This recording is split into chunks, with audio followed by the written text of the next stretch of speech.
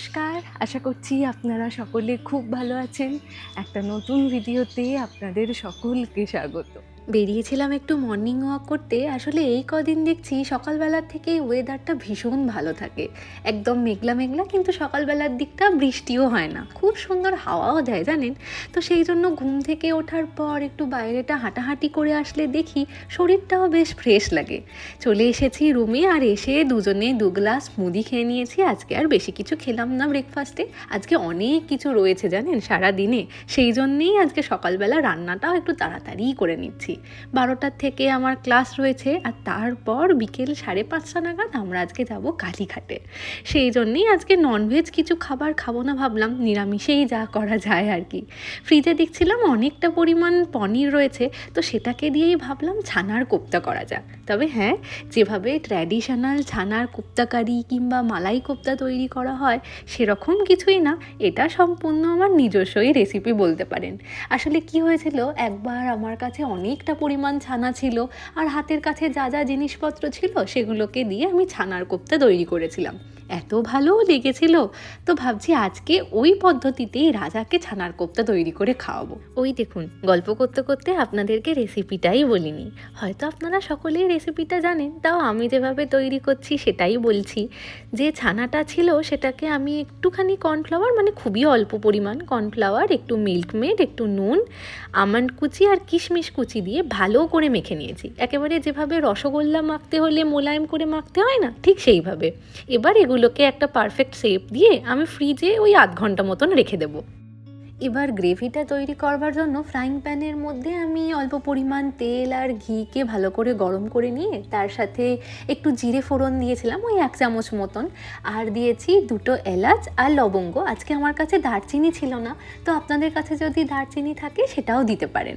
ব্যাস, তারপরে একটু আদা কুচি, একটু চারমগজ আর কাজু কিশমিশকে ভালো করে ভেজে নিয়ে সেই মিশ্রণটাকেই ঠান্ডা করে একটা মিক্সার জারের মধ্যে নিয়ে নিচ্ছি। এবার আমি এখানে কোনো ক্রিমের ব্যবহার করব না, তো তার পরিবর্তে আমার কাছে দুধ ছিল, সেই দুধের যে মোটা সরটা পড়ে সেটাকে দিয়ে দিচ্ছি, আর অল্প পরিমাণ দুধ দিচ্ছি এটাকে পেস্ট করবার জন্য। ব্যাস, তাহলেই একটা থকথকে গ্রেভি তৈরি হবে। আমি আজকে চেষ্টা করছি যতটা সম্ভব চিনিটাকে অ্যাভয়েড করবার, তো তার জন্য যাতে একটু মিষ্টি মিষ্টি খেতে হয়, কারণ পনিরের রেসিপি, তার উপরে আবার ছানার কোপ্তা তৈরি করছি, তো তাই জন্য আমি এখানে কিশমিশটা দিলাম, তাতে একটু মিষ্টি ভাবটা চলে আসবে। এই যে এদিকে আমার ততক্ষণে ছানার যে কোপ্তাগুলোকে বানিয়ে রেখেছিলাম ওগুলো 1/2 ঘন্টা মতন ফ্রিজে ভালো করে রেস্ট পেয়ে গিয়েছে। তারপর ফ্রিজ থেকে আমি 5 মিনিটের মতন বার করে রেখে দিয়েছিলাম। এবার ফ্রাইং প্যানে সাদা তেল আর ঘি ভালো করে গরম করে এগুলোকে ভেজে নেব। আমি একেবারে ডুবো তেলে ভাজছি না, চেষ্টা করছি যতটা সম্ভব কম তেলে করা যায় আর কি। তো এগুলোকে আমি অল্পই সেঁকে নেওয়ার চেষ্টা করব, আর বেশি কড়া করব না, তাহলে যে ঝোলটা তৈরি করব সেটা আবার এর মধ্যে ঢুকবে না। মালাই কোপ্তা তৈরি করবার জন্য ছানার সাথে একটু আলুকেও মেখে নিতে হয়, তবে আমি আজকে আর ওই আলু মেখে নিইনি। আমি 15 থেকে 20 মিনিটের মতন ছানাটাকেই ভালো করে মেখেছিলাম, সেই জন্যেই দেখলাম তেলের মধ্যে কিন্তু ছেড়ে গেল না। চলুন এবার গ্রেভি তৈরি করবার পালা। তার জন্য যে পেস্টটা তৈরি করে রেখেছিলাম, একটু ঘি গরম করে তার সাথে তেজপাতা আর কাঁচা লঙ্কা ভেজে নিয়ে ওই পেস্টটা দিয়ে দিলাম, আর যেটুকু মিক্সারের জারটার মধ্যে লেগেছিল ওইটুকুই একটু জলে গুলে দিয়ে দিলাম। তাছাড়া কিন্তু এই রান্নায় আজকে আর আমি জল দেব না। এবার পরিমাণ মতো নুন, চিনি আর অল্প পরিমাণ মিল্কমেড দিয়ে আমি চেষ্টা করব যতক্ষণ অবধি এটা তেল ছাড়ছে ততক্ষণ অবধি একটু কষিয়ে নিতে। ব্যাস, তারপর পাশেই আমি একটু দুধকেও ভালো করে গরম করে ফুটিয়ে রেখে দিয়েছি। ওই গাঢ় করা দুধটাকে এর মধ্যে গ্রেভি হিসাবে আমি ব্যবহার করব। এই যে রান্নায় আমরা চারমগজ ব্যবহার করি, এটা কিন্তু আমি আগে জানতাম না এটাকে চারমগজ বলে, আমি বলতাম চাল মগজ। আসলে চলতি ভাষায় এটাকে অনেক সময় চাল মগজই বলা হয়।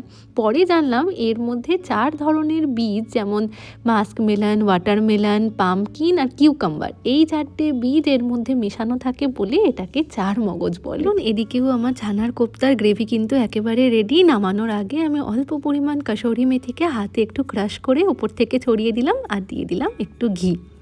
এবার আমি এর মধ্যে কোপ্তাগুলোকে দেব না, কোপ্তাগুলোকে আগের থেকেই আমি প্লেটের মধ্যে সাজিয়ে রেখেছি।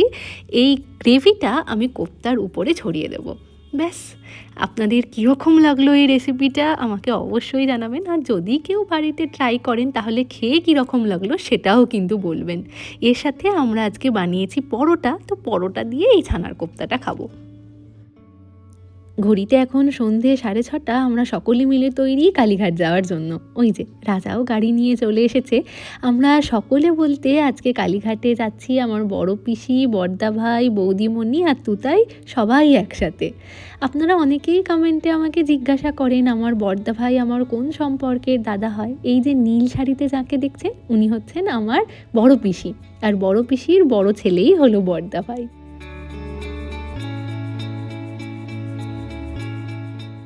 যোগুবাবুর বাজারে দেখ, যদুবাবুর বাজার। যদুবাবুরটা নয়, যদুবাবুরটা পাইকপাড়া। চলুন, চলে এসেছি মন্দিরের কাছাকাছি। এই জায়গাটাতে একটু বেশি জ্যাম হয়, 5 মিনিটের জন্য দাঁড়ালেই পিছনে গাড়ির লম্বা লাইন চলে আসছে। আমার অনেক দিনের একটা ইচ্ছা আজকে পূরণ হলো জানেন। কলকাতায় এত মন্দিরের কাছাকাছি থাকি, কিন্তু কখনো কালীঘাটের মন্দিরে আমার আসা হয়নি। তাছাড়া এই কদিনের ঘর গোছানো, রাজার অফিসের কাজ, আমার পড়াশোনা, নানান রকমের কাজের ব্যস্ততার মাঝখানে মনটা একটু ইচ্ছা করছিল কোথাও ঘুরে আসতে। আর আজকে সকালবেলায় বড়দা ভাই ফোন করে বলল চল একটু কালীঘাটে ঘুরে আসি। ব্যাস ভাবা মাত্রই কাজ, সঙ্গে সঙ্গে আমরাও রাজি হয়ে গেলাম। ঘড়িতে এখন সন্ধে 8:30, রাস্তার দুপাশে এই নানান রকমের পুজো দেওয়ার দোকান, ফুলের দোকানই বলে দিচ্ছে আমরা মন্দিরের একেবারে কাছাকাছি চলে এসেছি। প্রথম দিকটাতে মনটা একটু ভয় লাগছিল, আদৌ মন্দির খোলা থাকবে কিনা, আমরা দর্শন করতে পারবো কিনা। কিন্তু আজকে তো শনিবার, মন্দিরে এখনও অবধি প্রচণ্ড ভিড় রয়েছে। যারা দর্শনার্থীরা মন্দিরের ভিতরে গিয়েছিলেন তাদেরকে জিজ্ঞাসা করলাম, তারা বললেন মন্দিরে এখনও লম্বা লাইন আর এখনও পুজো দেওয়া চলছে।